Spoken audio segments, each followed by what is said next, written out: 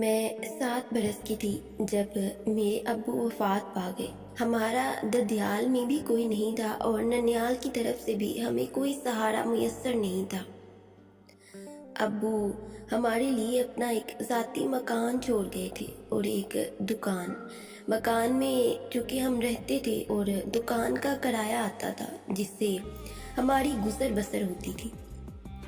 شادی کے بعد امی نے کچھ اچھے حالات نہیں دیکھے تھے، اس لیے اب وہ چاہتی تھی کہ میری شادی ایسی جگہ پر کرے جہاں پر مجھے ہر سہولت میسر ہو اور میں اپنی تمام خواہشوں کو پورا کر سکوں۔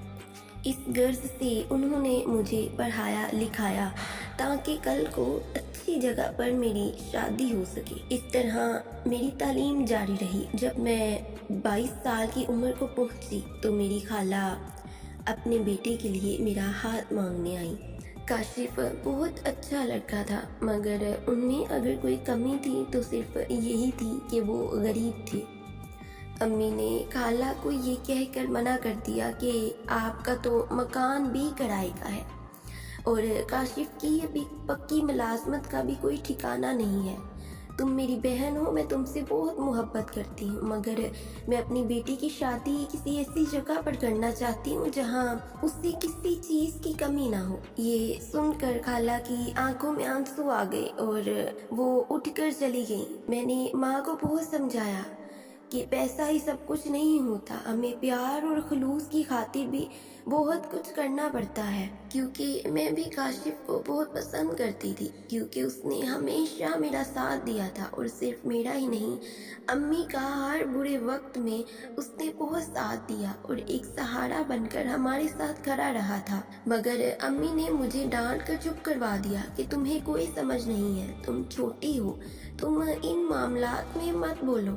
یہ سن کر میں خاموش ہو گئی تو امی نے باہر رشتے والیوں سے میرے رشتے کی بات کرنی شروع کر دی۔ ایک دن انہوں نے امی کو کہا کہ ایک بہت ہی اچھا رشتہ میری نظر میں ہے، وہ ٹھیک ٹھاک اور کھاتے پیتے لوگ ہیں اور انہیں ایک پڑھی لکھی لڑکی اور خوبصورت لڑکی چاہیے۔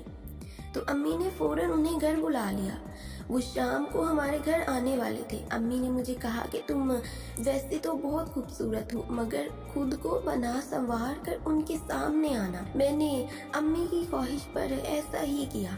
وہ لوگ جب مجھے دیکھ کر گئے تو انہوں نے جاتے ہی ہاں کر دی۔ انہوں نے کہا کہ ہمیں آپ کی بیٹی بہت پسند آئی ہے۔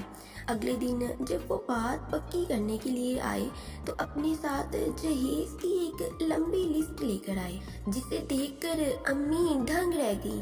انہوں نے کہا کہ میری بیٹی کا نہ تو کوئی بھائی ہے اور نہ ہی والد، میں اس کے لیے اتنے زیادہ جہیز کا انتظام نہیں کر سکتی۔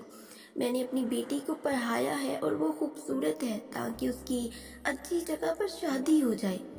یہ سن کر لڑکی کی ماں بہت حیران ہو گئی اور کہنے لگی کہ آپ کو جو مناسب لگے، مگر میں یہاں رشتہ نہیں کرنا چاہتی۔ یہ کہہ کر انہوں نے کوئی دوسری بات نہ سنی اور وہاں سے اٹھ کر چلی گئیں۔ میں تو ان سب حالات سے پہلے ہی واقف تھی، اس لیے میں ماں کو سمجھاتی تھی کہ اگر ہم بڑے لوگوں کے ساتھ ناتا جوڑیں گے تو ہمیں بھی بڑا بننا پڑے گا، مگر ماں نہیں سمجھتی تھی۔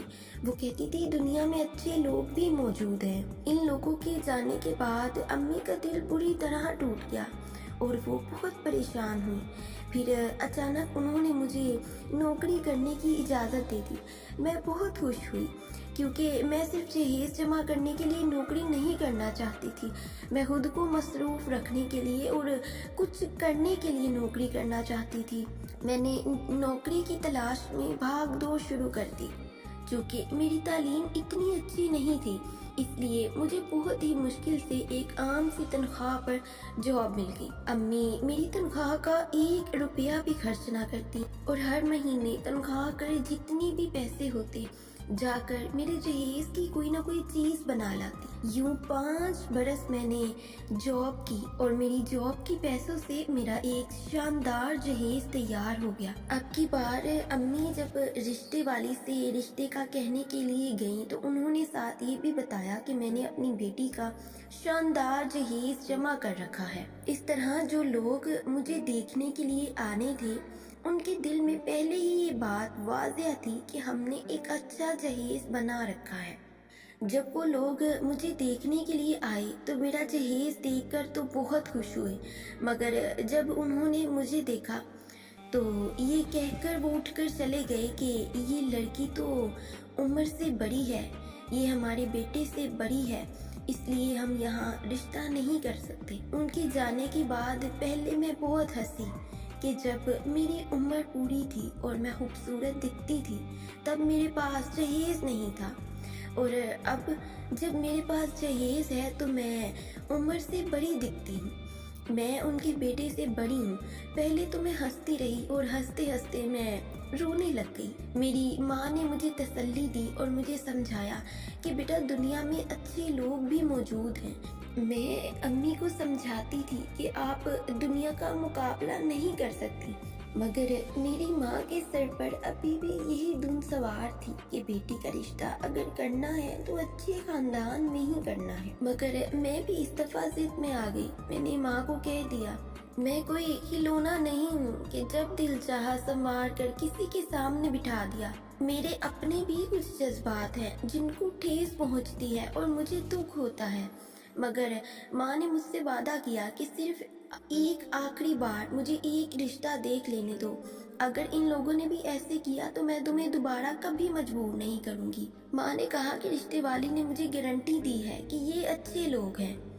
اگلے دن شام کو انہوں نے مجھے دیکھنے آنا تھا۔ جب وہ مجھے دیکھنے آئے تو میرا جہیز ان کو بہت پسند آیا۔ وہ بہت متاثر ہوئے کہ بن باپ کے ماں نے کتنی جدوجہد سے اپنی بیٹی کا جہیز پورا کر لیا ہے۔ مگر جب میں ان کے سامنے گئی تو اس کی بیٹی نے کہا کہ مما لڑکی تو بہت ہی خوبصورت ہے، مگر ماں نے اس کے ہاتھ پر ہاتھ مارا کہ تم چپ رہو، کہ یہ تو عمر سے بڑی لگتی ہے، یہ میرے بیٹے سے بڑی ہے، میں ہرگز ایک بڑی عورت سے اپنے بیٹے کی شادی نہیں کروں گی۔ یہ کہہ کر وہ میری ماں کی طرف متوجہ ہوئی اور اس نے کہا کہ ہم آپ کو کچھ دن میں جواب دیں گے، اور اتنا کہہ کر وہ وہاں سے بغیر کچھ کھائے پیے اٹھ کر چلی گئی۔ اس کے بعد میں رونے لگ گئی اور اپنی جہیز کی چیزیں اٹھا کر پھینکنے لگ گئی کہ جب میں خوبصورت تھی تو لوگوں کو میری خوبصورتی سے کوئی غرض نہیں تھا، اور اب جب میرے پاس جہیز ہے تو وہ کیوں نہیں جہیز سے شادی کر لیتے؟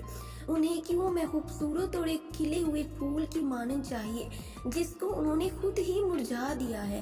اب وہ کیوں میرے جہیز سے شادی نہیں کرتے؟ میری حالت دیکھ کر میری ماں رونے لگ گئی اور مجھے تسلی دینے لگ گئی۔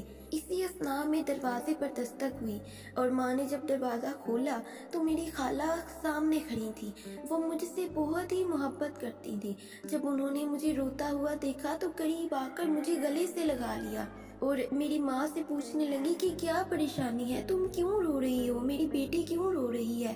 تو ماں نے بتایا کہ جب جوان بیٹی گھر میں بیٹھی ہو اور اس کی شادی کی پریشانی ہو تو ہم کیوں کرنا روئیں گے۔ اللہ نے کہا کہ پہلے تو تم نے مجھے یہ کہہ کر انکار کر دیا تھا کہ ہمارے پاس اپنا گھر نہیں ہے اور کاشف کی ملازمت پکی نہیں ہے، اور اب تو دونوں چیزیں ہیں، میرے پاس میرا گھر بھی ہے اور کاشف بھی دبئی میں سیٹ ہو گیا ہے، اب اس کا کام بھی پکا ہے، تو میں تم سے دوبارہ ہاتھ جوڑ کر جھولی پھیلا کر کمل کا رشتہ مانگتی ہوں کہ میری بیٹی کو میری جھولی میں ڈال دو۔ تب میری ماں کو احساس ہو چکا تھا کہ انہوں نے اپنی بہن اور میری خالہ کے ساتھ بہت برا سلوک کیا ہے، تو اس وقت ماں نے ہم دونوں کے رشتے کے لیے ہاں کر دی اور یوں ہماری شادی ہو گئی۔ اس وقت میں نے اللہ کا شکر ادا کیا کہ مجھے کسی اور نے پسند نہیں کر لیا، اگر مجھے کوئی اور پسند کر لیتا تو مجھے اپنی پسند اور اپنی محبت نہ ملتی۔ یوں ماں کو بھی احساس ہو گیا کہ محبت سے بڑھ کر اس دنیا میں کوئی چیز نہیں ہے۔